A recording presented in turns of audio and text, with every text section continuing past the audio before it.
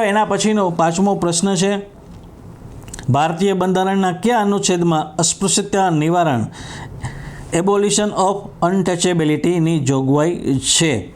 એમાં option A છે અનુચ્છેદ 16, ઓપ્શન બી છે અનુચ્છેદ 17, ઓપ્શન સી છે અનુચ્છેદ 18 અને ઓપ્શન ડી છે અનુચ્છેદ 19. મિત્રો આ 5મો પ્રશ્ન છે જેનો જવાબ છે અનુચ્છેદ 17, આર્ટિકલ 17. આ અનુચ્છેદ સામાજિક સમાનતા માટે ખૂબ મહત્ત્વનો છે. તે કોઈ પણ સ્વરૂપમાં અસ્પૃશ્યતા આચરવા પર પ્રતિબંધ મૂકે છે અને તેને દંડનીય ગુનો જાહેર કરે છે.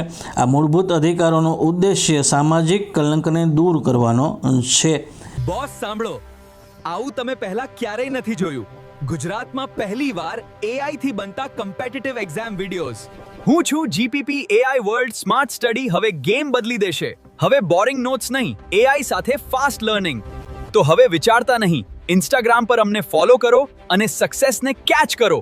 જીપીપી હે તો સબ કુછ મુમકિન હે. તો મિત્રો આ જે 5મો પ્રશ્ન છે અસ્પૃશ્યતા નિવારણ એ અનુચ્છેદ 17 હેઠળ એની જોગવાઈ કરવામાં આવી છે. અનુચ્છેદ 17 હેઠળ ભારતના કોઈ પણ નાગરિક સાથે અસ્પૃશ્યતા કે કોઈ ભેદભાવ કરી શકાતો નથી અને જો એવું કંઈ કરવામાં આવે તો એ જેને કહેવાય કે ક્રિમિનલ ઓફેન્સ એને ગણવામાં આવે છે અને એમાં સજાની જોગવાઈ પણ કરવામાં આવેલી છે. મિત્રો આ જે અનુચ્છેદ છે એનો ઉદ્દેશ એક જ છે કે સામાજિક કોઈ પણ કલંક હોય કોઈની માથે તો એને દૂર કરવું. મિત્રો